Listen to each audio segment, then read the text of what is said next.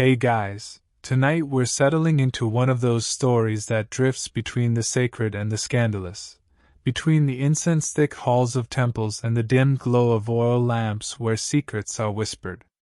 You're not walking through some dusty museum exhibit. Instead, you're strolling barefoot along the banks of the Nile, its black waters gleaming like melted obsidian under the moon. The air is warm, almost sticky, and somewhere off in the distance you hear a rhythm, soft hand drums and lilting voices weaving together in an almost hypnotic pattern. That's your invitation tonight, and if you're wondering what's waiting inside, well, you're about to be initiated into a world of divine charm and human playfulness. Honestly, if you had to live in the desert without air conditioning, without iced coffee, and with only papyrus sandals, you probably wouldn't last a day, so take this as a gentler ride than the real thing. So, before you get comfortable, take a moment to like the video and subscribe, but only if you genuinely enjoy what I do here. And while you're at it, let me know in the comments where you're listening from and what time it is. I always love picturing little glowing dots across the globe, each of you drifting off in your own corner of the night. Now dim the lights, maybe turn on a fan for that soft background hum, and let's ease into tonight's journey together. You slip closer to the sound, the sand cool beneath your toes, and the river breeze carrying hints of lotus blossoms. On a low platform by the water's edge, a group of women sway in gentle rhythm, their movements caught somewhere between dance and prayer. This is not mere entertainment, it's rehearsal, devotion, and social training all braided together. They look toward the stars and imagine Hathor herself watching, the great goddess of love, joy, and music. The Egyptians didn't think of seduction as some guilty pleasure to be tucked away in shadows.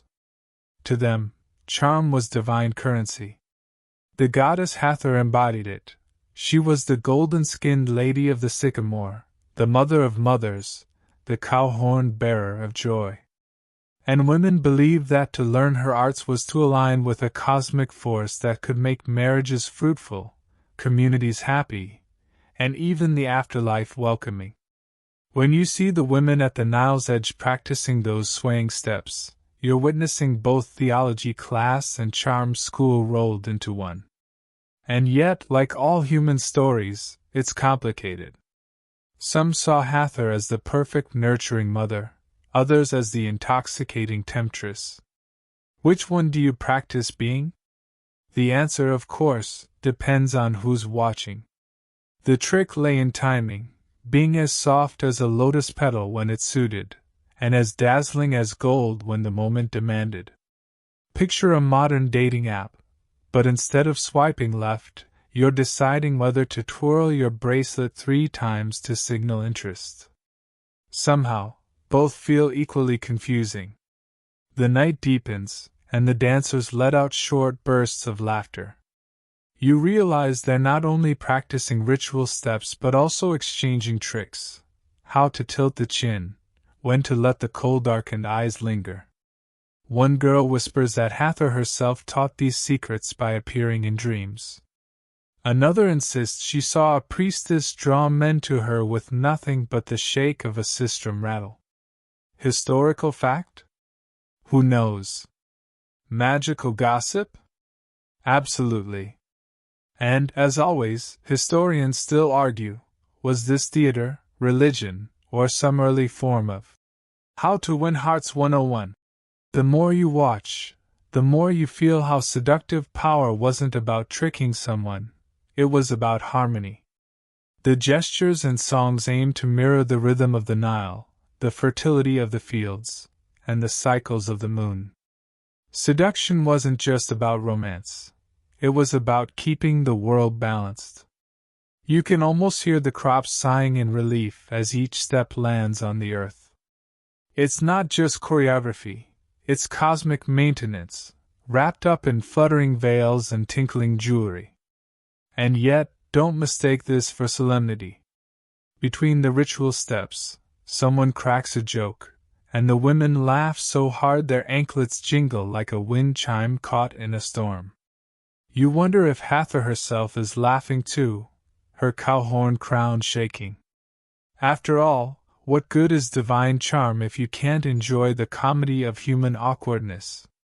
Imagine a goddess watching a nervous boy trip over his own sandals, and you'll know exactly what kind of humor thrived here.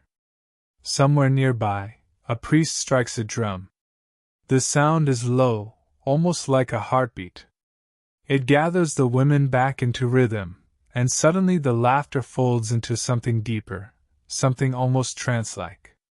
You sense the pull of two worlds, one where girls share secrets about how to catch a man's eye at the market, and another where every gesture could be part of a divine ritual to keep chaos at bay.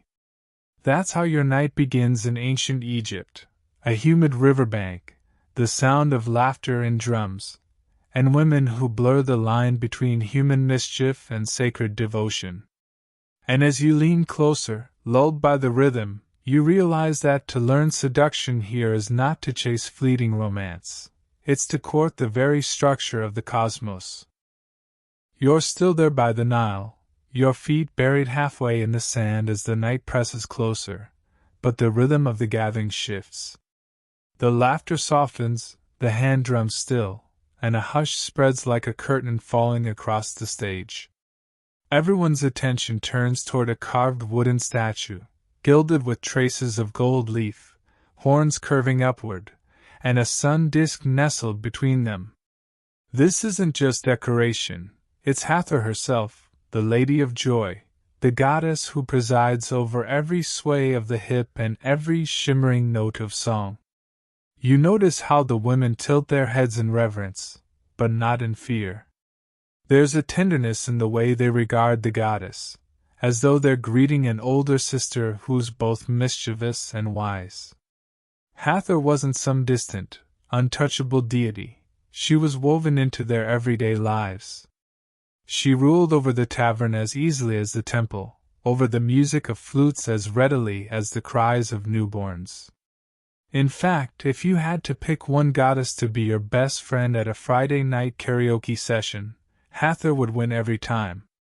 She'd sing too loud, dance too wildly, and somehow make the whole crowd adore her for it. But beyond the joy, there's something sharper. Hathor was also the goddess who could transform into Sekhmet, the lioness of wrath. One moment she's pouring you another goblet of date wine, the next she's burning cities to ash if balance tips too far. That duality taught Egyptian women something essential. Seduction wasn't only sweetness. It carried the weight of danger too, the power to heal and the power to destroy. Imagine flirting with someone who could also unleash a literal apocalypse if you said the wrong line. Talk about pressure.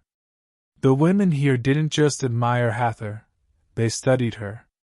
Her myths, her symbols, her festivals were lessons wrapped in storytelling. You overhear one of the older women recounting the tale of when Hathor danced to stop her rage from consuming the world.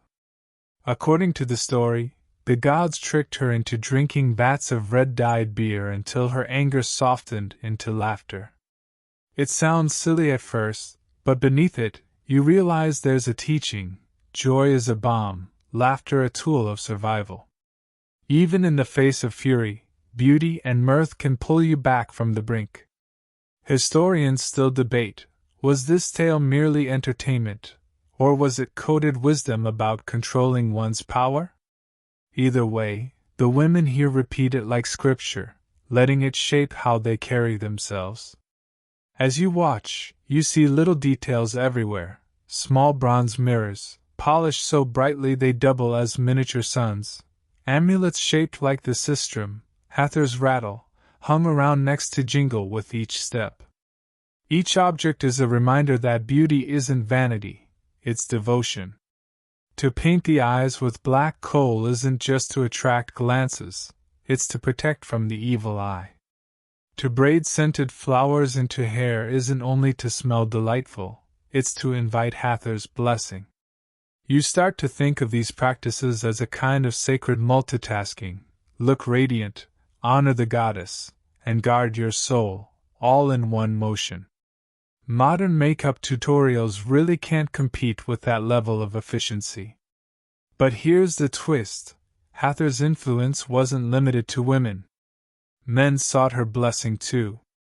Soldiers carved her symbols into amulets for protection.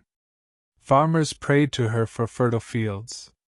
Even pharaohs claimed her as their celestial mother, drinking in her milk of divine legitimacy. You picture a king standing tall in the temple, announcing, "Yes, I rule Egypt, and also, fun fact, I'm Hathor's favorite child." A bit like politicians today boasting about celebrity endorsements, only this one involved a goddess who doubled as a cow. What captivates you, though, is how ordinary women translated that divine connection into everyday charisma. They weren't simply passive followers, they were students. They looked at Hathor's myths and asked, "How do I carry that joy in my walk? How do I turn laughter into power? How do I use charm not just to win affection, but to keep my household safe, my children blessed, my community thriving?" It wasn't manipulation, it was survival strategy, with a sprinkle of eyeliner and a dash of humor. You shift slightly, feeling the sand slide between your toes, and the music begins again, softer now. A priestess raises the sistrum, its metal discs clinking like coins shaken in a purse. She sways, and the crowd follows, a ripple of movement in the firelight. In that moment, Hathor isn't just a statue, she's alive in the rhythm, in the glow of bracelets, in the glimmer of smiles. You can't help but think, this is less a lesson about seduction and more a master class in joy. And yet, the night carries an edge. You recall the myth of Hathor as the distant goddess, the one who wandered away, sulking, leaving the world cold and desolate until lured back with music and wine. The women here seem to practice those same arts of persuasion, not just for lovers, but for gods themselves. Seduction wasn't always about romance. Sometimes, it was about coaxing the divine back into balance. Historians still wonder if these rituals were literal pleas for fertility and order, or symbolic performances meant to remind everyone of cosmic fragility.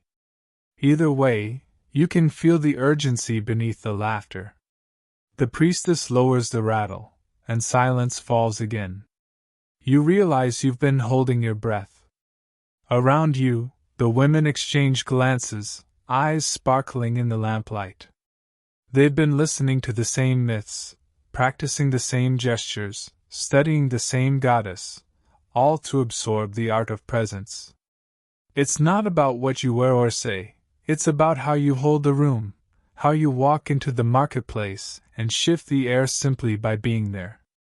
That's Hathor's gift, distilled into every mortal who dares to learn from her. And as the night deepens, you understand why seduction was never a shameful secret in Egypt. It was divine practice, a way to honor joy, to embody balance, to claim a little spark of Hathor's golden power. The air along the Nile cools just enough to let you breathe easier, and the sound of footsteps grows louder, this time not from dancers but from a whole procession winding its way to the water. Torches bob in the night like floating stars, baskets are balanced on heads, and the smell of something sweet and fermented drifts toward you. You realize you've stumbled straight into a festival, one of the great celebrations in honor of Hathor, where charm and ritual blur so completely that you can't tell whether people are praying or just having the wildest party in antiquity. Picture it: crowds spilling through the streets, music swelling, women laughing with abandon, and men following close behind, pretending to be dignified but clearly caught up in the fever. Goblets of date wine are passed around as though they're water on a summer's day. This isn't just revelry for its own sake. Egyptians believed intoxication itself could be holy. to let yourself sway with the drink, and the music was to step into Hathor's world, to loosen the rigid lines of daily life and let joy become a ritual. Honestly, it's like the ancient version of karaoke night after a long workweek, except instead of embarrassing yourself with a bad rendition of Sweet Caroline, you're honoring the goddess of love. The women here aren't passive observers. They're the leaders of the whole spectacle. With lotus blossoms tucked into their hair and golden bangles glinting, they step onto raised platforms, their hips swaying to the beat of drums. Their movements aren't random. They've practiced them in secret courtyards, learning how each motion carries weight, the arch of the back, the flick of the wrist, the tilt of the head. The men watch with reverence, because these dances are said to echo the goddess's own sway, the very gestures that once calmed her wrath and brought fertility to the land. And yet there's mischief here too. One girl purposely lets her veil slip just a little, laughing when the crowd gasps. Another twirls her anklet so fast it jingles like a dozen tiny bells. You can almost hear them thinking, "Yes, this is holy, but it's also a chance to show off."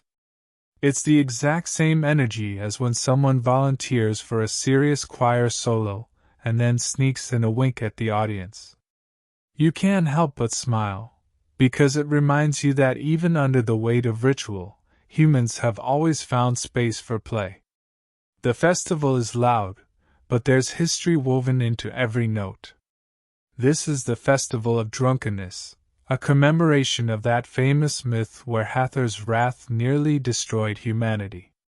To prevent catastrophe, the gods tricked her into drinking vats of beer dyed red to resemble blood. She drank until she laughed, and humanity was saved. Now, every year, Egyptians reenacted that moment with rivers of alcohol, not just to remember the story but to remind themselves that joy can soothe anger, that laughter can be stronger than violence. Scholars still argue whether these celebrations were about literal fertility rituals or a symbolic drama of cosmic order. But for the women swaying before you, the debate doesn't matter.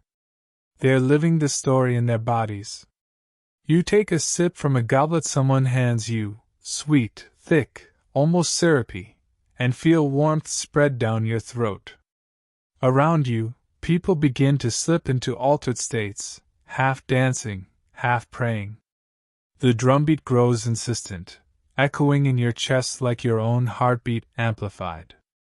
It's intoxicating not just because of the drink, but because of the collective energy, the sense that everyone here is connected by joy, by rhythm, by Hathor herself. Somewhere in the crowd, you overhear a whispered trick, a woman explaining to her younger cousin how to use the moment wisely. "When you laugh," she says, "don't hide your teeth. Let them see your smile sparkle like ivory. It's Hathor's gift." The younger girl giggles, then exaggerates her grin so much it looks cartoonish. The older one swats her arm, laughing too, and you realize you're watching a lesson being passed down, seduction as inherited wisdom, taught not through textbooks but through shared moments in the middle of a festival. And still, there's more than flirtation at play. The festival is a grand leveling ground. Rich and poor, noble and servant, everyone mingles under the goddess's gaze. For one night, status softens.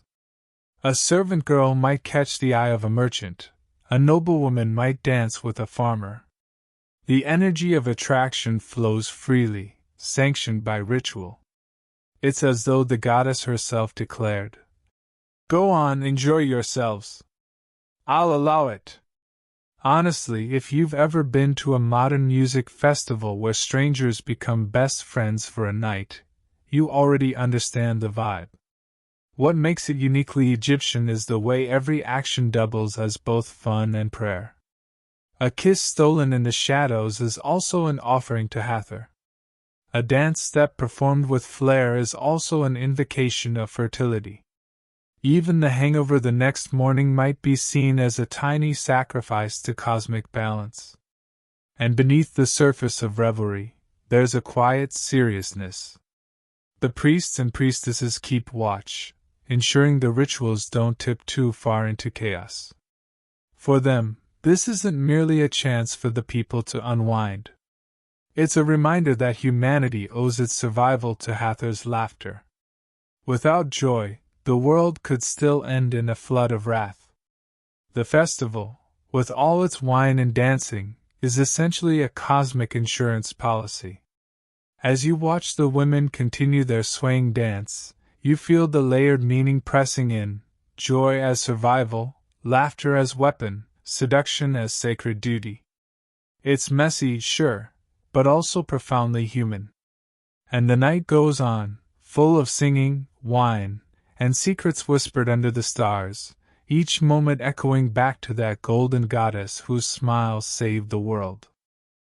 The festival's music fades into the distance, leaving you with a gentler rhythm, the shuffle of feet returning home, the splash of water as pitchers are filled, and the whisper of women exchanging the kinds of secrets that never make it onto stone walls.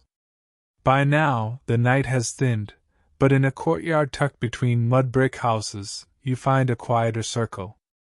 Oil lamps flicker, casting gold light over faces intent on something just as powerful as music: the art of adornment. Here, beauty is not a frivolous afterthought. It's a ritual, as serious as prayer. You see jars lined up in neat rows, each filled with strange and wonderful concoctions. One woman scoops out a thick cream, smearing it on her skin as naturally as you might apply sunscreen. You lean closer and realize it's made from crocodile dung mixed with honey and milk. She grins at your expression, as if to say, "Yes, it smells like the riverbank, but it keeps my skin soft." Suddenly you remember the priestess at the river mentioning crocodiles as guardians of fertility. The connection clicks. Even the stinkiest ingredient has divine logic. And let's be honest, if you had to choose between crocodile cream or a modern beauty serum that costs half your paycheck, you might actually consider the crocodile. Other jars are filled with ground minerals. Malachite dust glimmers green like jungle leaves after rain. Galena sparkles black and slick. These aren't just makeup pigments, they're protective charms. The Egyptians believed kohl didn't only make eyes mesmerizing, it shielded them from infection, glare, and evil spirits. Imagine eyeliner doubling as both cosmetic and health insurance.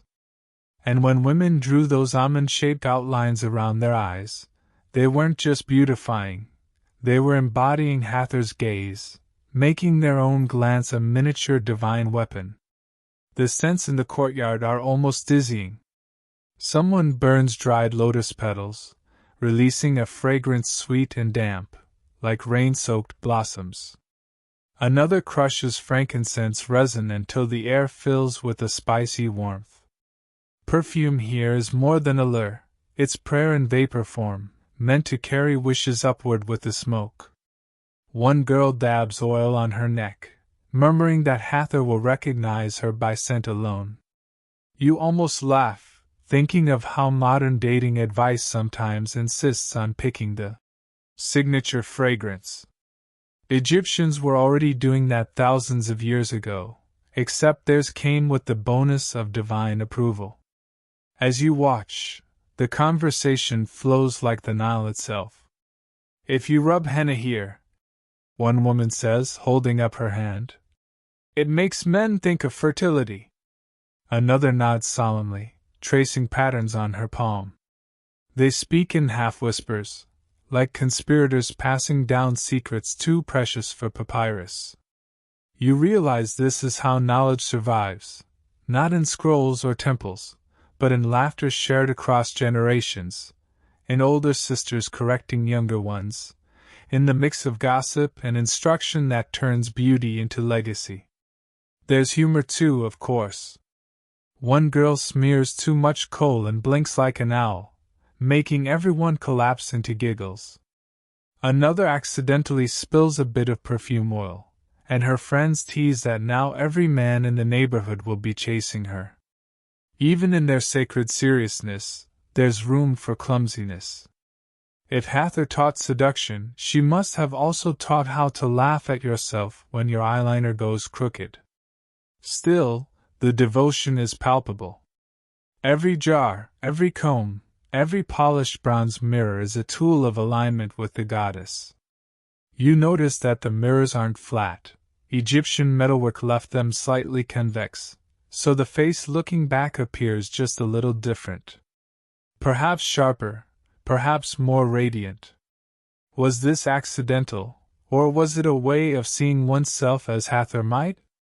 A reminder that beauty is not simply what others see, but what the goddess reflects back at you. Historians still puzzle over whether the cosmetics were primarily practical or ritualistic, but standing here, watching the glow in these women's eyes, the distinction feels irrelevant.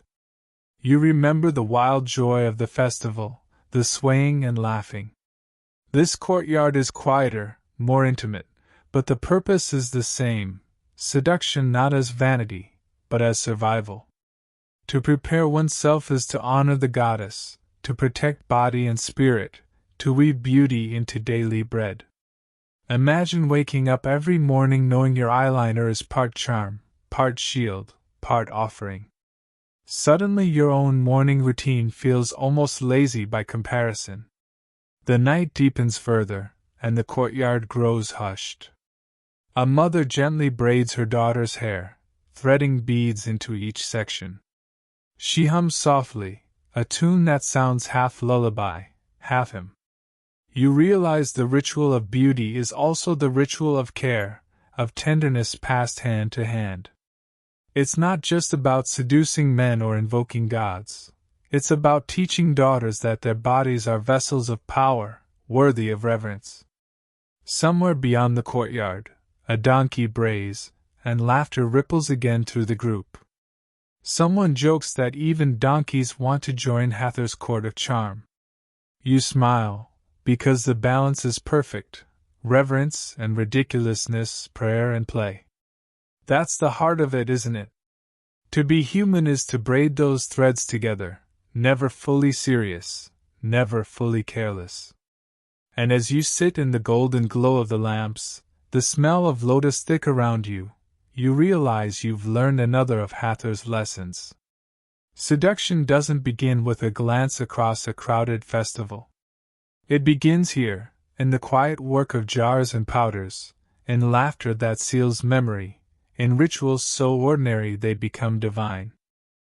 The courtyard fades, the oil lamps flicker into memory, and you find yourself walking through a bustling morning market. The scent of incense and bread lingers in the air, but what catches your eye isn't food, it's the shimmer of metal and stone everywhere you turn. Bracelets clink as women haggle, amulets swing from necks, and rings flash like fragments of the sun itself. You quickly realize, jewelry here isn't just decoration. It's language. It tells stories, whispers charms, and announces power in ways more eloquent than words. You notice a woman with a collar necklace so wide it covers half her chest, crafted from alternating bands of turquoise and carnelian. The stones glint in the sunlight, and as she moves, they ripple like water. Turquoise wasn't just pretty, it symbolized life and protection. Carnelian, warm as fire, spoke of passion and vitality. Together they weren't merely adornments, they were a coded message: I am alive, I am powerful, I carry joy in my very skin. Historians still debate whether such jewelry was purely personal or communal, whether women wore it to entice, or to declare identity. But here, watching her walk through the crowd with every eye drawn her way, you see how it could easily be both. Over at another stall, a merchant displays strings of beads carved from faience, their blue so bright it could rival the Nile under noonday sun. Faience wasn't expensive like gold, but it held magic all the same. The Egyptians believed its glaze shimmered with the energy of rebirth, the sparkle of eternity. A girl picks up a strand and drapes it across her wrist, giggling as her friend whispers that wearing faience beads makes one irresistible to potential lovers. It's a superstition and a flirtation rolled into one, like telling someone today that wearing a certain color will guarantee likes on social media.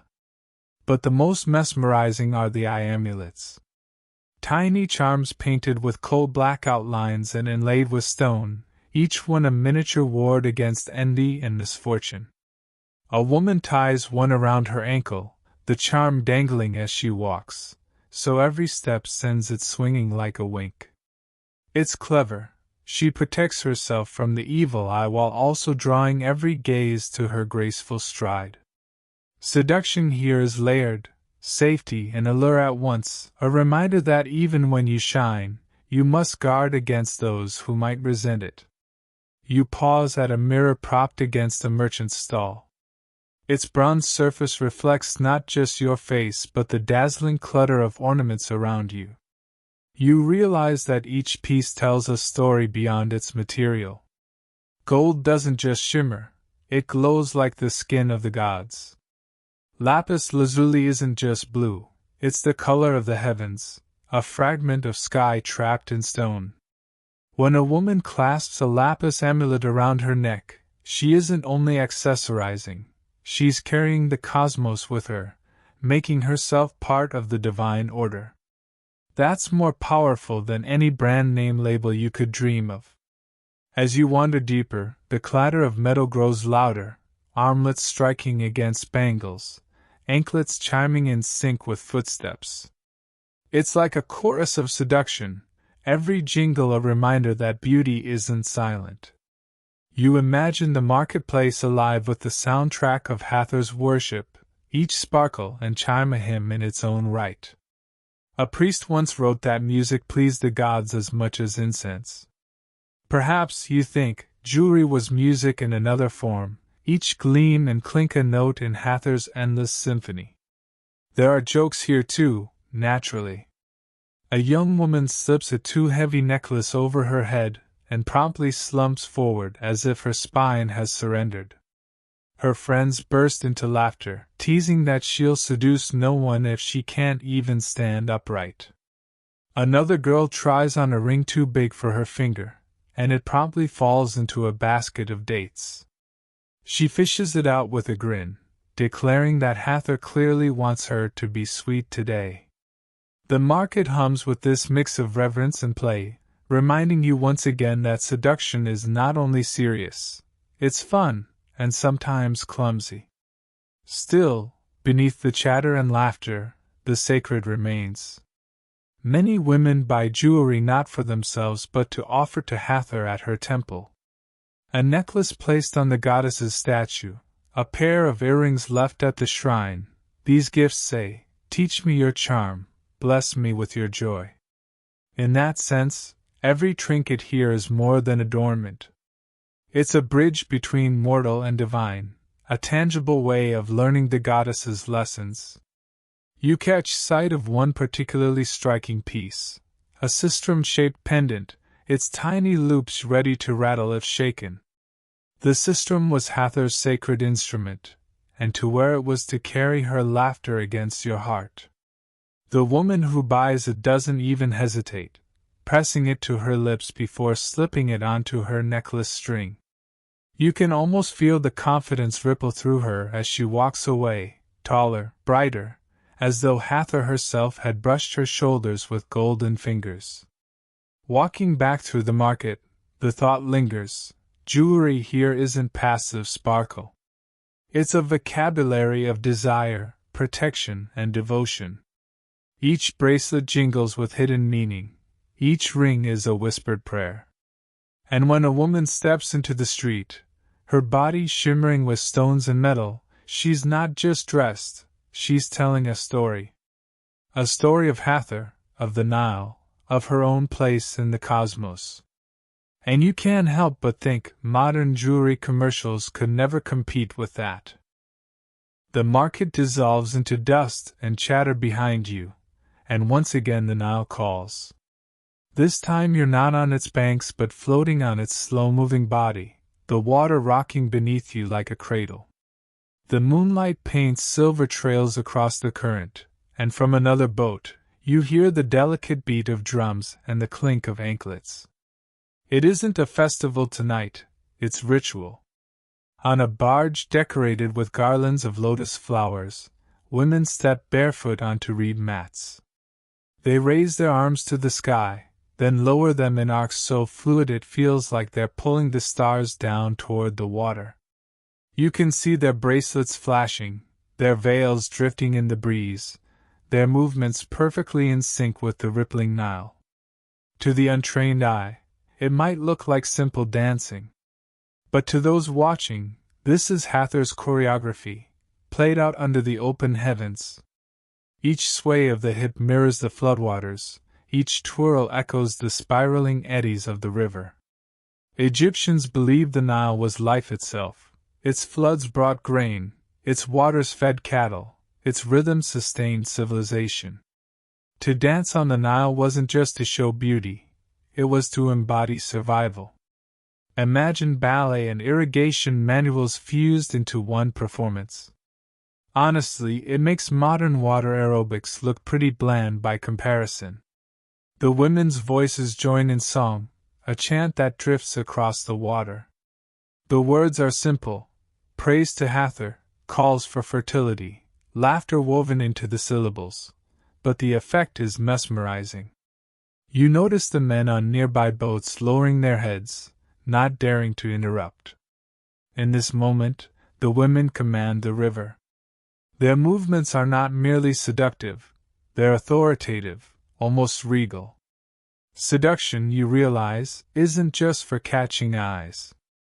It's for holding power. One dancer tips a jar of perfumed oil into the water, her hands tracing a circle before she lets it go. The oil spreads in shimmering rings, catching the torchlight so that the river itself seems jeweled. It's an offering, a way of coaxing Hathor to bless the Nile's next flood.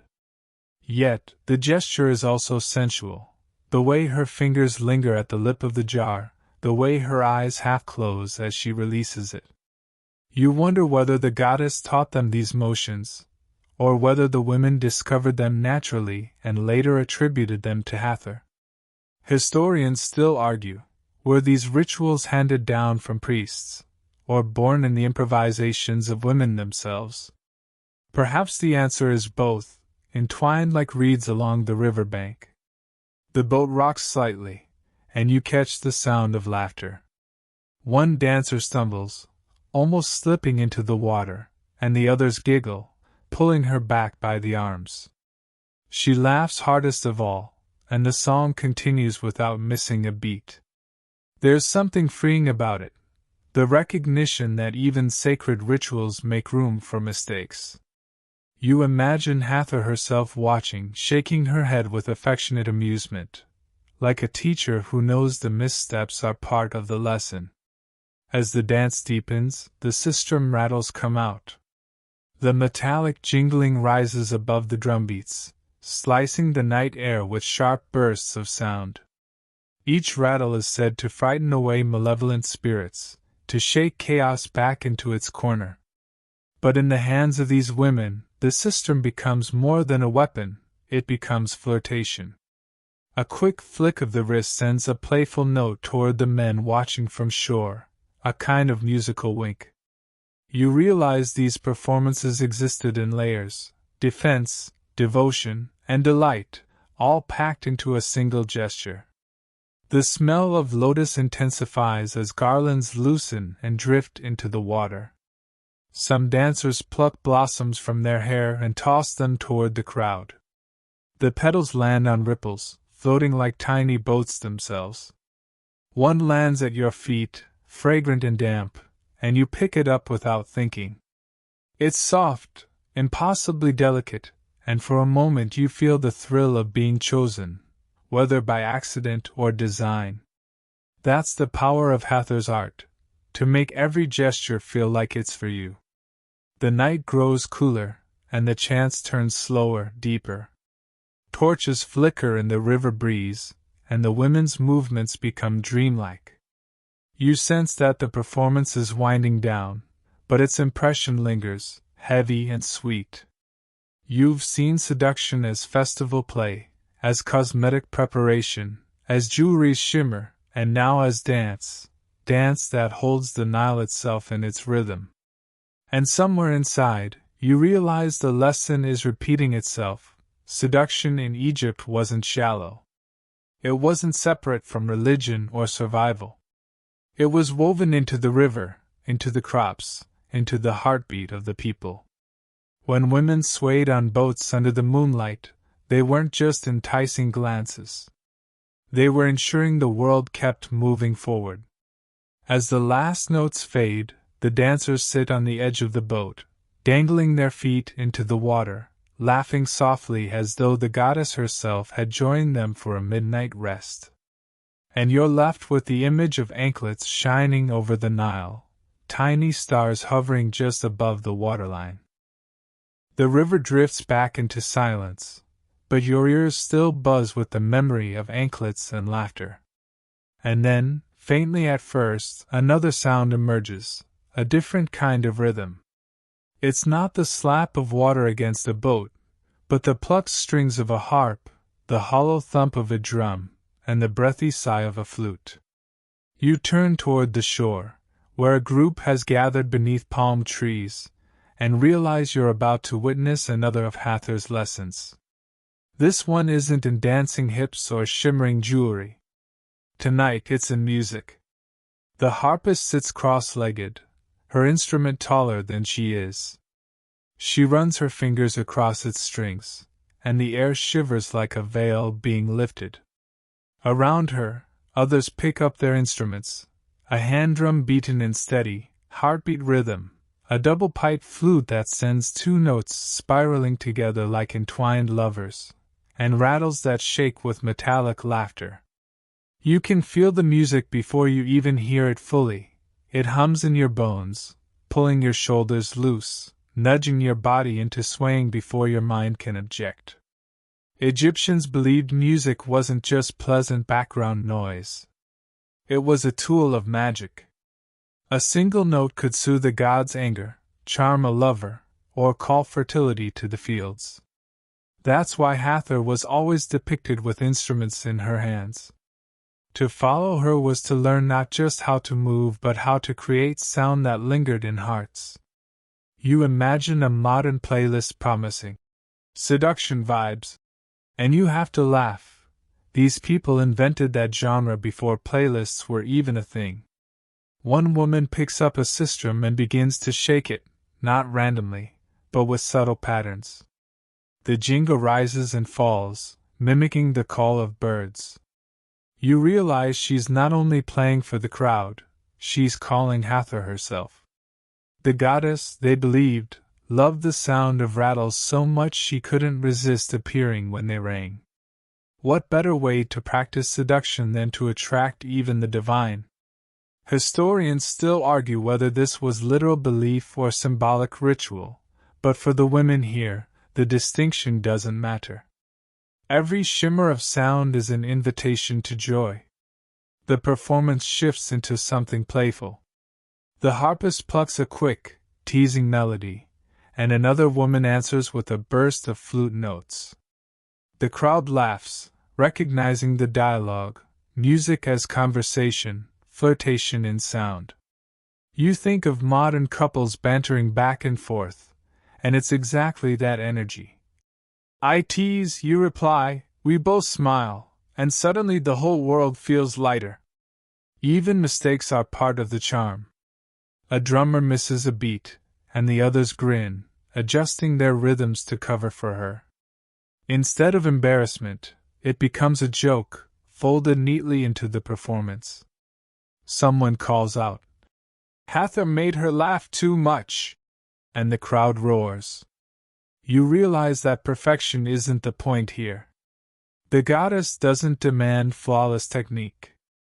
She wants joy, warmth, spontaneity. Music isn't meant to be a stiff recital. It's a living, breathing act of seduction. And it's not just for the audience.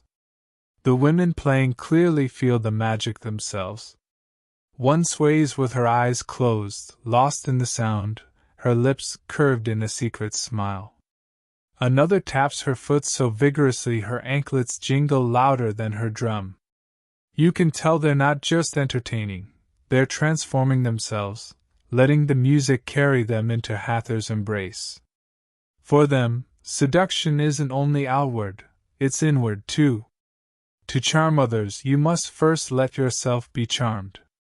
You notice a boy hovering near the edge of the gathering, pretending not to watch too closely. A woman winks at him, then blows a note on the flute that makes him jump. The whole group bursts out laughing, and he scurries away red-faced. It's light-hearted, harmless, but also telling. Music here is a lure, a net cast wide, pulling hearts in whether they expect it or not. The smell of burning myrrh drifts through the air, mingling with the sound. For a moment you close your eyes, and it feels like the world has narrowed to just sensation, smoke, vibration, warmth. You understand why they believed music had power over gods. It has power over you right now. If someone asked you to name the exact notes, you couldn't. But the feeling? That's carved into your chest. As the night deepens, the music grows slower, softer, each note stretched like honey dripping from a spoon. The harp strings whisper, the flute sighs, the rattles fade to delicate shivers. It's the kind of sound that makes eyelids heavy, that blurs the line between waking and dreaming. You imagine entire households drifting to sleep on festival nights, lulled not by silence but by this sacred, seductive soundscape. And again, you see Hathor's lesson unfold. Seduction doesn't always come through the eyes or the skin. Sometimes, it's in the ears, in the invisible vibrations that slip past defenses and nestle quietly into memory. Sometimes, the most powerful allure is what you hear. As the final note fades, the crowd exhales like one body. The women lower their instruments, exchanging sly smiles as if to say, "Yes, we know exactly what we did to you." And you do know. You've been seduced not by a person, but by sound itself. The echoes of harp strings and flute sighs linger in your chest long after the women set down their instruments. But another layer of the night is waiting. You catch a whiff, sharp, sweet, earthy, drifting on the breeze. It coils around you like a serpent, invisible yet commanding. You follow it instinctively, weaving through narrow alleys until you come upon another gathering, smaller this time, more secretive.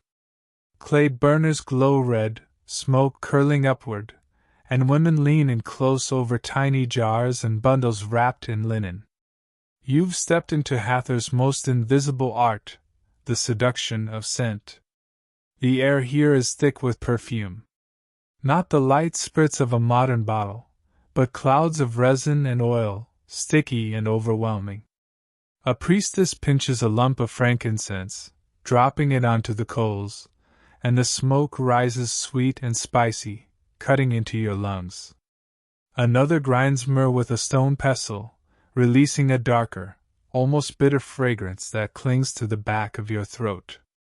You cough lightly, and one woman chuckles, teasing that even uninvited guests can't resist the goddess's breath. Egyptians didn't treat fragrance as a luxury. It was necessity, protection, even magic. To step outside without a hint of perfume was like stepping outside today without locking your door, reckless. Perfume was charm, defense, and devotion all in one. And Hathor, goddess of love, demanded her daughters know how to wield it.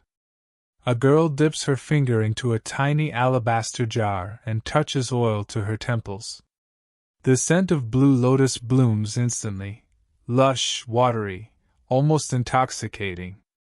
Lotus was Hathor's flower, the blossom that opened each dawn as if to greet the sun. To smell like lotus wasn't just to be alluring. It was to embody renewal, to whisper, "I am the dawn, I am life reborn." You can see why men would lean closer, why women themselves would walk taller, shoulders back, cloaked in invisible power. Nearby, another prepares kifi, the famed Egyptian incense, blending raisins, honey, wine, frankincense, cinnamon, and herbs into a sticky paste. The mixture is pressed into balls, dried, and later burned in homes and temples.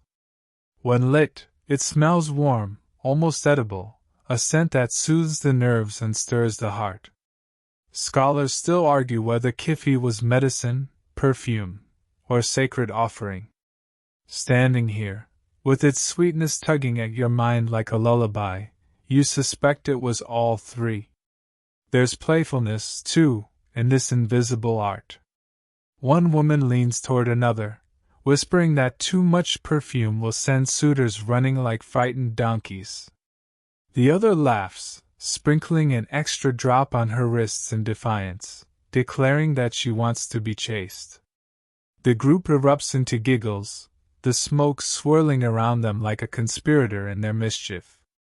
Even sacred fragrance carries room for jokes. Imagine telling someone today, "Don't overdo the cologne or you'll fumigate the room," and you'll hear the same humor echoing across millennia. But beyond the fun, the practice is precise. Women learn which resins to burn for calm, which oils to dab for attraction, which mixtures soothe illness or spark dreams. They talk of storax for easing grief, of juniper for keeping nightmares away, of cinnamon for fire in the blood. You realize you're hearing a library, but one stored not in papyrus scrolls but in noses and memories. Each recipe is part science, part spell, passed down like secret family recipes. A priestess explains in low tones that scent bridges worlds. Smoke rising from resin doesn't just perfume the air, it carries prayers upward, delivering wishes to the gods. Oil rubbed into skin doesn't just smell sweet, it seals Hathor's blessing onto the body. Seduction by fragrance is therefore double-edged. It pulls mortals closer while also catching divine attention. To smell of lotus is to smell like an offering, irresistible to both men and gods. You can't help but test it yourself.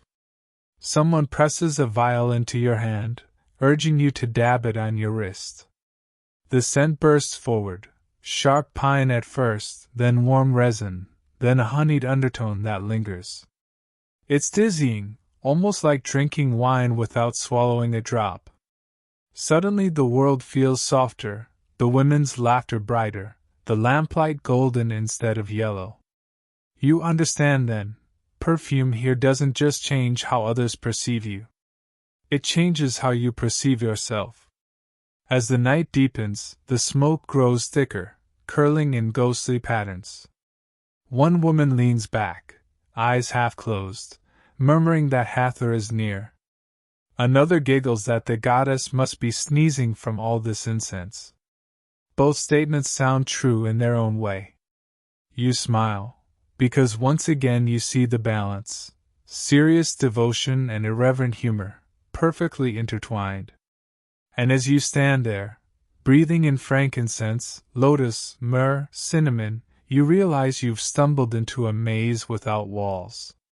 The scents layer and twist, guiding you deeper into Hathor's mysteries.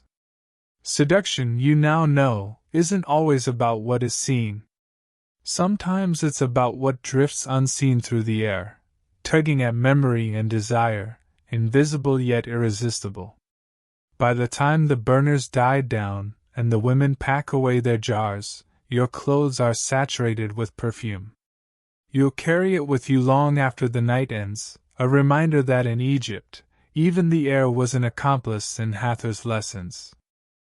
The smoke fades, the perfumes linger on your skin, and dawn brushes the Nile with faint streaks of gold. Yet even as daylight rises, you sense another dimension of Hathor's teachings unfolding. Not just beauty, not just music, not just fragrance. This time, it is the more complicated, dangerous truth. Seduction was never merely about charm. It was also about power. You step into the courtyard of a larger estate, where women sit in clusters beneath painted columns. Their linen dresses are brighter here, their jewelry heavier, their laughter edged with confidence. You quickly notice how differently they carry themselves compared to the dancers on the boats, or the perfume makers in hidden alleys. These women are wives of scribes, daughters of priests, consorts of officials. And for them, seduction isn't just a divine imitation. It's a strategy for survival in a society where men hold titles, but women, with wit and allure, often hold the reins. A matron leans close to a younger woman, whispering advice you can barely catch. "Charm is sharper than the reed pen," she says. "With it you can write your own fate." The younger nods solemnly, adjusting the drape of her shawl over her shoulder. You realize you're witnessing instruction not unlike a modern mentorship session, only instead of coaching resumes and cover letters, the curriculum is gaze, laughter, timing. Egyptian society outwardly praised order and hierarchy, but beneath the surface, influence often flowed through intimacy. A wife could sway her husband's decisions, a concubine could shift the mood of a pharaoh, a daughter could persuade her father to grant her brother a position. Seduction, in this sense, was political. It wasn't about tricking men into affection, it was about steering the course of households, and sometimes kingdoms. Historians still debate just how much power Egyptian women wielded, but their presence in art, literature, and law suggests far more than passive beauty. Think of Nefertiti, whose name still echoes with elegance and might. Or Cleopatra centuries later, famous not only for her charm but for her calculated use of allure as diplomacy. Though separated by time, both women stood in Hathor's shadow, practicing the art of turning attraction into authority. Their stories remind you that seduction, when aligned with Hathor's teachings, could ripple far beyond the boudoir. It could alter treaties, inspire monuments, even ignite wars. Back in the courtyard, the women laugh as they share tales. One recounts how her neighbor won a dispute simply by offering a jug of perfumed wine to the right official. Another giggles about how her sister's coy glance at a festival landed her 3 marriage proposals in 1 week. They chuckle, but beneath the humor lies an unspoken truth: these aren't accidents. They are deliberate maneuvers, honed skills, part of the unrecorded curriculum every girl absorbs. It isn't all triumphs, though. One older woman warns that seduction misused can unravel as quickly as it charms. She tells the story of a court singer who overplayed her allure and found herself cast out in disgrace. The lesson is clear: power is intoxicating, but balance is everything. Seduction can secure safety, but it can also breed jealousy, resentment, or ruin. You nod inwardly, thinking of how even now, influence can be both a gift and a trap. There's irony here too, always. One girl, listening intently, tries to practice a sultry glance. Instead, she squints so hard her friends collapse in laughter, insisting she looks like she's staring down a stubborn donkey. The laughter doesn't sting, it's part of the learning. Even the stakes are folded into Hathor's domain, because what is seduction if not the ability to laugh at yourself and keep going? As the morning brightens, the courtyard hums with this mixture of stories and lessons. The air feels charged, not just with perfume or music, but with ambition cloaked in softness. You realize that for these women, seduction wasn't about chasing fleeting romance. It was about ensuring their children's future, protecting their homes, carving out influence in a system that didn't always grant it openly. It was about shaping power in the only ways society allowed them. The priestesses, too, knew this truth. In temples, women of Hathor held ritual authority, their dances and chants not just performances but declarations of divine legitimacy. When they shook the sistrum, they weren't only pleasing the goddess. They were reminding every man watching that the feminine carried cosmic weight. Seduction was both sacred theater and subtle politics, woven seamlessly together. And perhaps that's why Hathor was so beloved. She didn't teach women to hide their influence, nor to wield it cruelly. She taught them that joy itself was power, that charm could protect as surely as walls, that allure could feed households as surely as bread. The laughter in this courtyard is proof. Here, seduction isn't shameful. It's survival painted in gold, survival wrapped in perfume, survival sung into the air like a hymn. You lean against the column, watching the bracelets glitter in the sunlight as hands gesture, as stories twist into laughter, as the invisible dance of power flows between them. And you realize this section of the journey is less about playful art and more about the hidden engine of Egyptian society. Seduction, in Hathor's name, wasn't simply romance. It was politics, protection, power. And maybe, you think with a smile, it still is. The morning sun climbs higher, and the courtyard chatter dissolves into the hum of daily life. You walk further, past painted houses and through narrow lanes where the smell of bread and dust mixes in the air, until the path opens to something monumental. Rising before you is the great complex of Dendera, Hathor's temple, its columns towering like a forest of stone, its walls carved with scenes of gods and mortals entwined in eternal embrace. Stepping inside is like stepping out of time. The air is cooler, shaded, and heavy with incense that clings to the stone like memory. The ceiling is painted with constellations, stars still vivid even after centuries, as though the night sky itself has taken shelter within these walls. You feel small, as if you've been swallowed into the goddess's chest, carried into her secret heart. Priestesses move quietly, their linen robes whispering against the flagstones. They carry trays of offerings, figs, bread, lotus blossoms, and tiny jars of oil. The sound of their anklets rings faintly, a softer echo of the joyous jingles you heard at festivals. But here, everything is more restrained, more deliberate. Seduction is not laughter by the riverbank anymore. It's ritual, codified and preserved. At the center stands Hathor's image, a massive stone relief of her face, framed by cow ears and crowned with the solar disk. Her expression is serene, almost mischievous, as though she knows every secret whispered in her name. Women kneel before her, heads bowed, murmuring prayers not just for beauty but for fertility, for safe childbirth, for steady marriages. They don't ask only to be loved. They ask to thrive.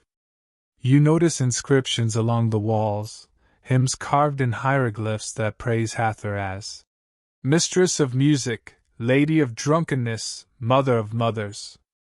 Some verses describe her as the Eye of Are, fierce and blazing, others as the gentle cow who nurses the living. It's dizzying, the way one goddess can be both terrifying and tender, both the heat of passion and the cool balm of comfort. Historians still debate whether these temples were primarily places of fertility cult or centers of broader social life. But to the women kneeling here, it doesn't matter. They've come to learn, to practice, to absorb Hathor's art into their bones. A priestess takes up a sistrum and shakes it, the metal discs clinking in a rhythm that seems to vibrate in your ribs. The sound is both sharp and soothing, chasing away whatever lingers in the dark corners of your mind. You understand now why this instrument belonged to Hathor, It startles you awake and lulls you at the same time, like laughter that carries wisdom inside it. One ritual begins. Women step forward, offering mirrors, combs, necklaces, laying them at Hathor's feet. These aren't sacrifices of wealth but symbolic tools, the very instruments of seduction, returned to their source. It's as if they're saying, "Teach us again how to wield these." A priestess sprinkles perfumed water over the gifts, and the scent rises, mingling with the smoke of burning kifi. The temple becomes a cloud of fragrance, music, and whispered devotion. You see a younger girl hesitate, clutching a necklace of faience beads. She looks nervous, perhaps shy.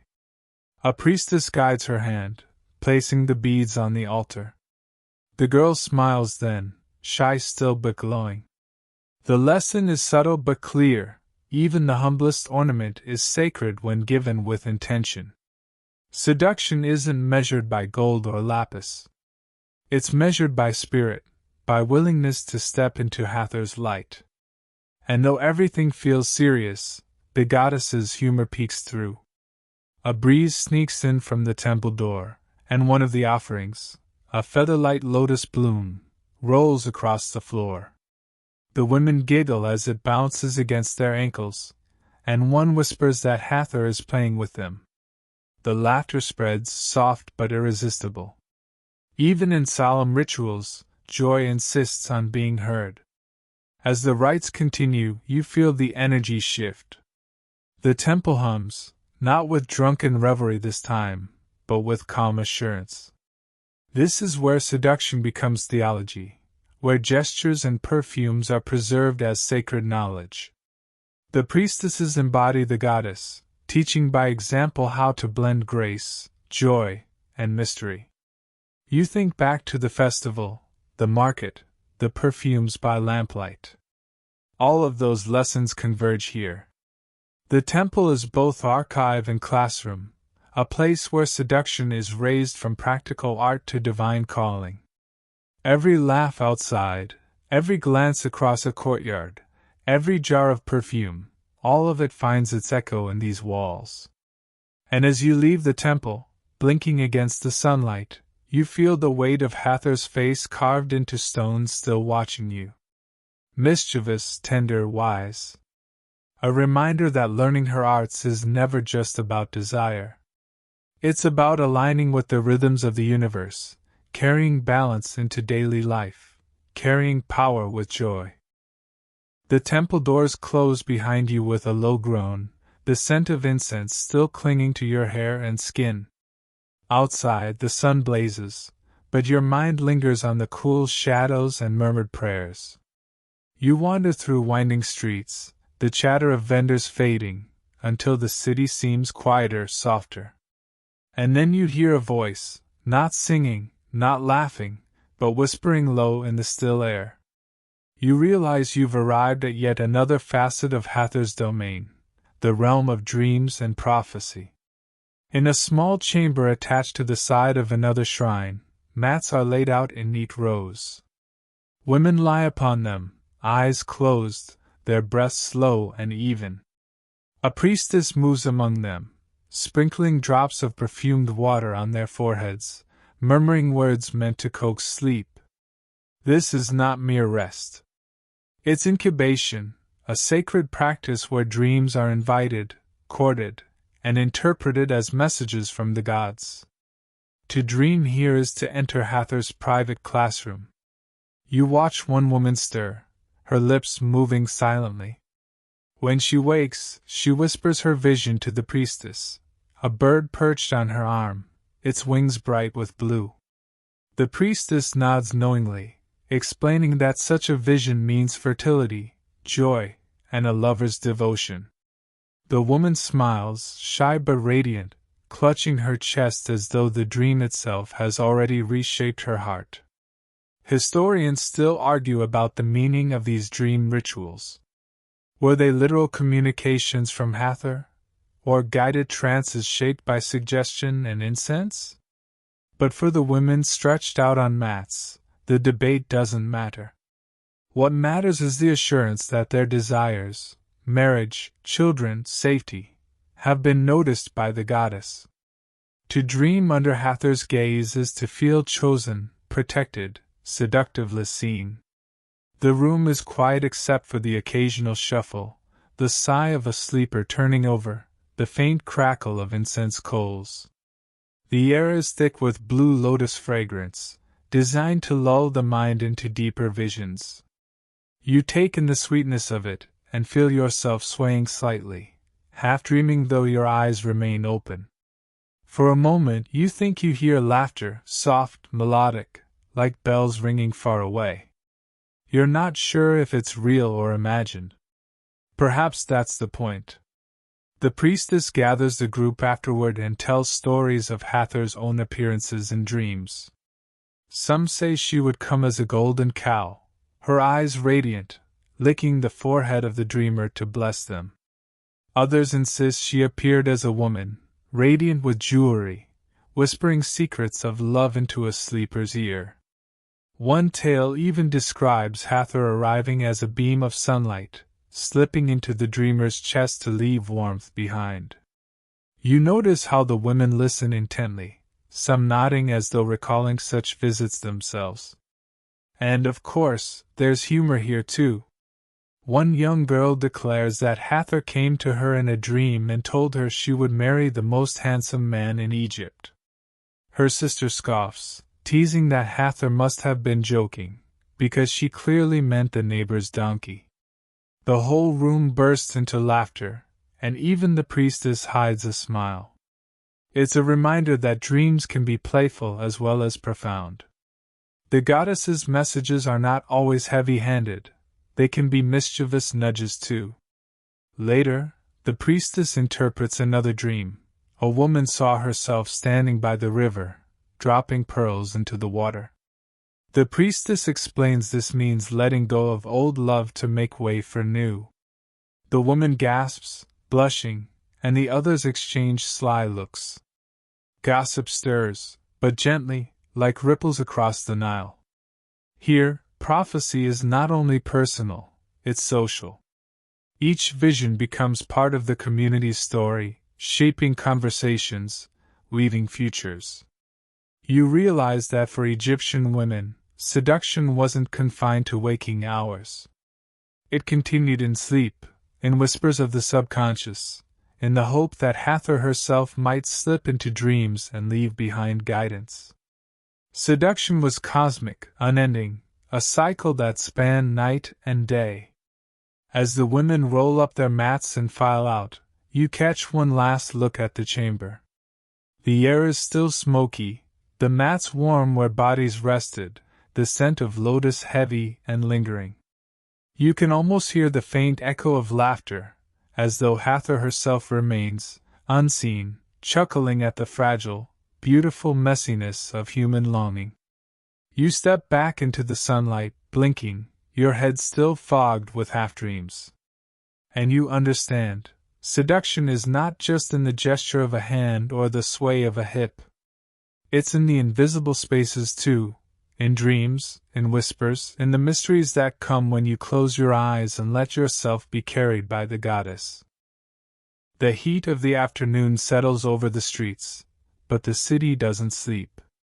The dream chamber fades behind you, and soon you're pulled into the bustle of the open marketplace. Here the goddess's teachings take on a different form, not the solemnity of temple rites or the mystery of dreams, but the everyday theater of ordinary life. It is in these crowded stalls, under the noise of bargaining and the smell of onions and bread, that you see how women of Egypt use charm as fluently as they used words. Vendors shout prices, donkeys bray, children dart between baskets of figs. And right in the middle of it all, women laugh, talk, and weave their way through the chaos with an ease that makes you realize this, too, is a stage. A woman haggles over a bolt of linen, her tone half playful, half serious.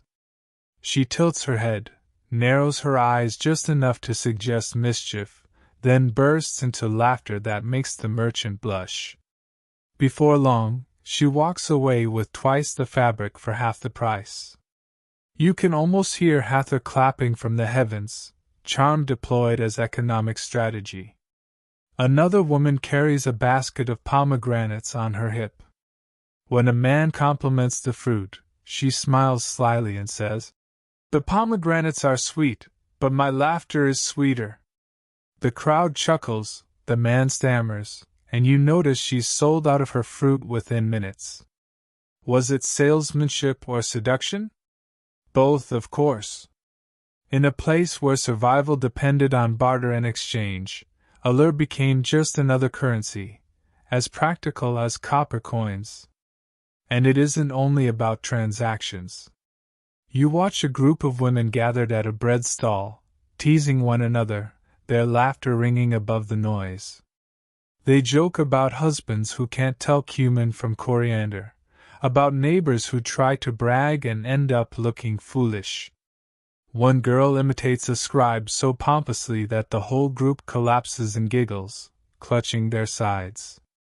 It's in these moments you realize, humor itself was a kind of seduction, a way of drawing people close, of softening the edges of daily hardship.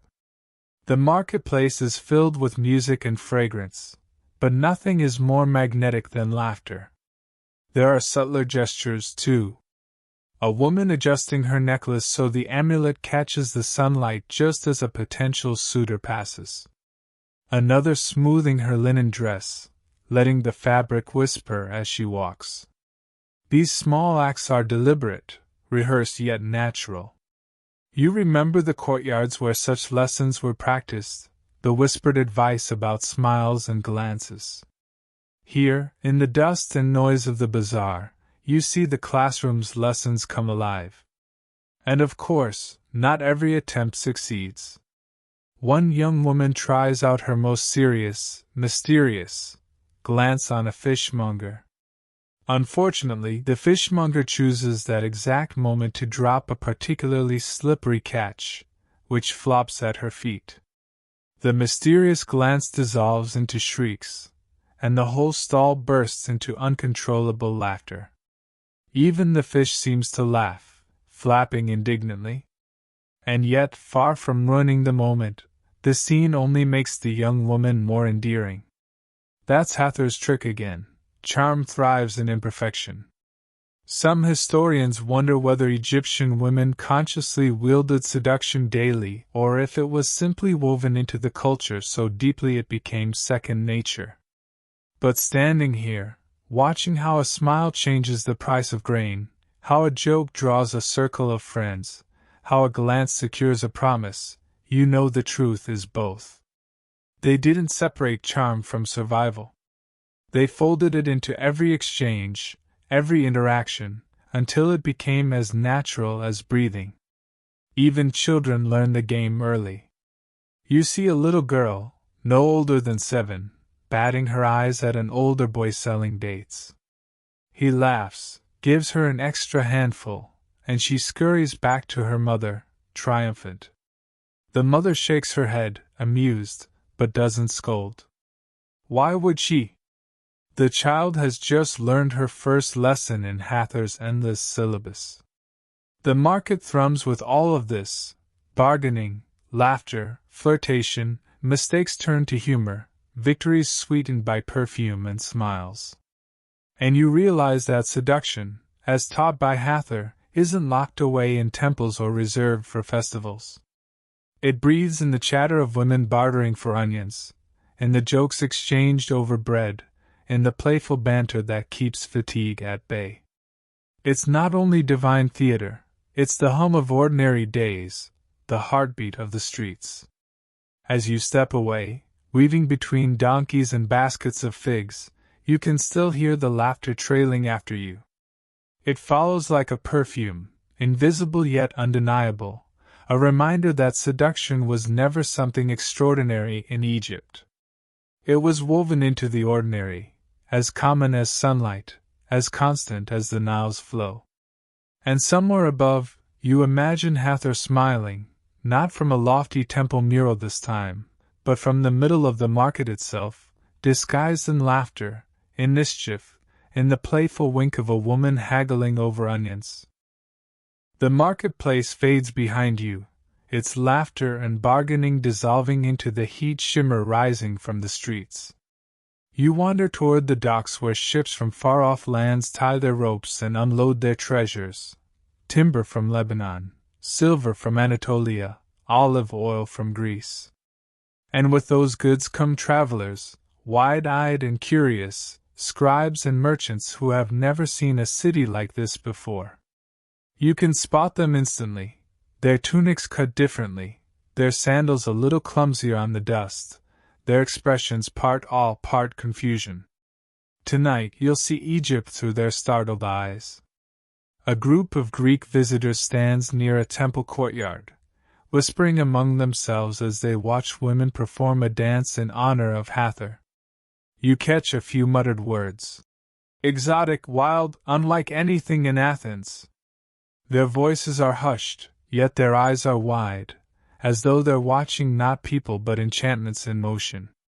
For these outsiders, Egyptian women seem impossibly confident, swaying hips jingling with beads, eyes rimmed in black kohl that catches the torchlight. It's unlike the restrained domesticity they expect from women back home. One traveler records in his journal how the women of Egypt laugh freely, drink deeply, and sing without shame. He marvels at how charm here is celebrated, not hidden. To him, it's bewildering, almost scandalous, that joy and seduction are treated as sacred. You can almost hear his tone, part admiration, part judgment. Historians still debate whether such accounts were exaggerations of Greek imagination or faithful observations. Perhaps a little of both. After all, cross-cultural encounters often blur into myth. Another visitor watches a priestess shake the sistrum, the metallic rattle echoing into the night. He leans toward his companion, whispering that surely this must be sorcery, for how else could a sound carry such power? His companion laughs nervously, but you can see the unease in their eyes. To them, Egypt is a land where women wield tools of influence as openly as men wield swords, and that unsettles their tidy worldview. And yet, fascination wins out over fear. You notice one Greek man shyly approaching a perfumer's stall, inhaling deeply as a woman offers him a vial of lotus oil. He blushes as she dabs a drop onto his wrist, then inhales as though he's tasted sunlight. He stammers something in broken Egyptian, and she laughs, not unkindly, handing him the vial. He clutches it like a talisman, proof that he has brushed against mystery. For him, seduction isn't just about allure, it's about stepping into a world far older and more intricate than his own. Of course, there's comedy too. One overeager visitor attempts to imitate the Egyptian dancers, swaying awkwardly, his tunic slipping off one shoulder. The local women collapse in giggles, clapping along as he stumbles through the steps. Hathor, no doubt, would have enjoyed the spectacle. Seduction here isn't only serious, it's playful, and even strangers can be drawn into the game. The travelers take their impressions home, writing tales of Egyptian women who seemed more goddess than mortal, whose laughter was as intoxicating as wine, whose eyes held secrets older than Greece itself. Back in their own cities, these stories morph into half-truths and legends, fueling an image of Egypt as a land of mystery, charm, and dangerous allure. For the Egyptians, this was simply life. For outsiders, it was enchantment. You realize, listening to their whispers, how porous cultural boundaries are. What is ordinary in one land becomes myth in another. Egyptian women buying bread with a smile become in Greek retellings priestesses of passion. Festivals of laughter and wine become in foreign eyes decadent orgies. The truth, as always, lies somewhere in between. But in that in-between space, Hathor thrives, goddess of joy, goddess of seduction, goddess of stories told and retold. And perhaps that's her greatest trick. Not only did she teach Egyptian women to wield charm at home, she ensured that charm spilled beyond borders, captured in the pens of outsiders, preserved in the stories that would ripple through centuries. Even now you're caught in it, listening to echoes of laughter across time. As the Greeks gather their goods and prepare to board their ships, you catch the last image of them glancing back, still murmuring about the women they saw. They'll leave bewildered, enchanted, perhaps a little jealous. And Egypt, radiant and unbothered, will continue on, its daughters laughing in the sun, still learning from Hathor in ways no outsider can fully grasp. The Greek ships slip away, their sails catching the wind, their passengers carrying home tales of dazzling eyes and music that clung to the skin like perfume. But back here, in the land of the Nile, the stories continue to ripple in quieter ways. Not every voice is enchanted, not every scholar agrees. In fact, the more you listen, the more you hear murmurs of debate, then and now, about what all of this truly meant. Even among the priests, there were disagreements. Some claimed Hathor's festivals were purely sacred, each dance and sip of wine designed to echo myths of cosmic renewal. Others admitted, perhaps with a raised eyebrow, that mortals enjoyed themselves a little too much, that joy often spilled into indulgence. Which is it, then, religion or revelry? Historians still argue about it today. Some describe Egyptian seduction rituals as spiritual theater, others see them as pragmatic tools for survival, dressed in divine symbolism. And somewhere between those arguments, the truth chuckles, slippery as smoke. You recall the festival of drunkenness, the perfumes, the dances on the Nile. For some modern scholars, those are fertility rites meant to coax the river into flooding on time, a kind of agricultural insurance policy. For others, they're straightforward parties, sanctioned excuses for laughter in a hard desert world. And for others still, they are acts of empowerment, women wielding influence through Hathor's blessing. Each perspective holds a shard of the mirror, but none shows the whole reflection. The debates stretch beyond temples and courtyards. Some argue that Egyptian women's freedom of movement and expression shocked outsiders because it hinted at a society less patriarchal than most of the ancient world. Were Egyptian women truly more independent, their laughter and music genuine reflections of equality? Or did the sheen of joy mask stricter limits beneath? Again, the evidence tangles. In art and inscription, women appear radiant, confident, divine. In legal records, their rights were notable, owning property, divorcing, even initiating contracts. Yet in daily life, surely, hierarchies pressed in.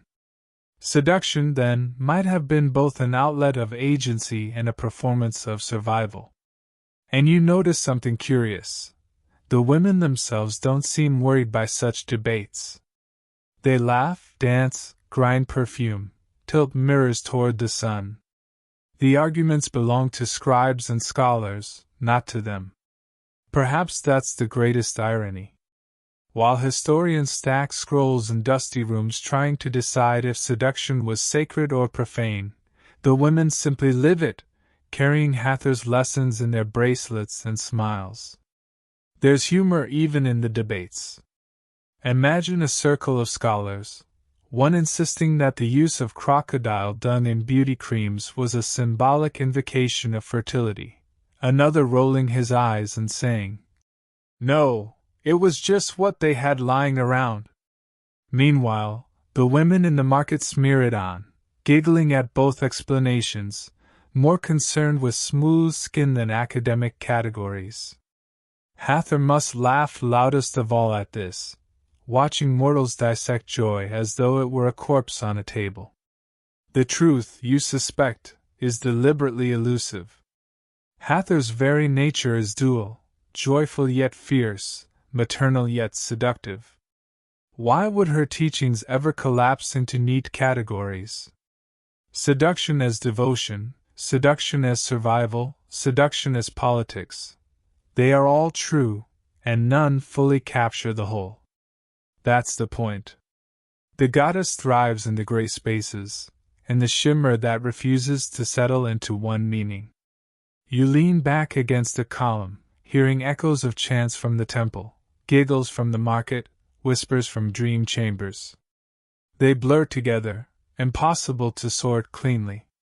And you realize that maybe the historians' endless debates are, in themselves, a tribute to Hathor. She was never meant to be simple. She was meant to leave mortals puzzled, enchanted, arguing late into the night, while her daughters go on living, laughing, and perfuming the air with secrets. The sun dips low, turning the stone walls ember. You think of the goddess's face carved in relief, that slight smile hovering, eyes tilted as if she knows something you don't. Perhaps she does. Perhaps she always will. And so the arguments continue, then, now, forever. Was this art or survival, ritual or mischief, empowerment or performance? The answer is yes. And Hathor, somewhere in the in-between, still laughs. The last light of the day slips into dusk, and the whole city of Egypt seems to exhale. The clamor of the market fades, the smoke of incense thins, and the river reflects a pale ribbon of moon. You linger, your steps slower now, as though the weight of everything you've seen, the laughter, the music, the scents, the debates, presses gently against your shoulders. It doesn't burden you. It rocks you, lulling like the Nile itself, steady and soft. In the distance, you hear the faintest tinkle of anklets, a memory more than a sound, and you realize Hathor has been walking beside you this whole time. Not as a goddess on a pedestal, not as a painting on a wall, but as the murmur of women sharing secrets, the rhythm of drums across the river, the perfume clinging to your skin, the warmth of laughter spilling into marketplaces. The world softens around the edges. Columns blur into silhouettes, torches blur into faint amber smudges. The goddess's teachings, so vibrant in the day, become whispers now. You hear them in the hush of leaves, in the faint hum of insects, in the sigh of wind slipping over the river's surface. Seduction, joy, survival, they are not instructions anymore. They are simply part of the night, woven into every breath. You recall the crocodile cream jokes, the perfume-stained fingertips, the girls squinting too hard in their first attempts at sultry glances. You remember the solemn priests and the laughing dancers, the foreigners gawking, the historians arguing. All of it folds together, a tapestry too intricate to unweave. And in that tapestry you see Hathor smiling, mischievous and tender, as if she always meant for the story to end not with clarity but with calm. The air cools. The laughter fades. The city of the living slips toward sleep. And you, too, feel the pull, eyelids heavy, thoughts drifting like lotus blossoms down the Nile. The images grow hazy, bracelets shimmering, flutes sighing, women tilting mirrors toward the sun. They fade, one by one, until only the river remains, black and endless, carrying you gently toward dreams. So let yourself go. Let the goddess's laughter blur into the night. Let the perfumes dissolve into memory. Let the sound of drums become the soft rhythm of your own heart. Nothing more to do now. Nothing more to understand. Only the hush of Egypt's night, only Hathor's smile lingering as the stars rise higher. And as your body settles, your breath steady and calm, the story itself leans down to whisper, not with urgency, but with a caress. Rest, it says.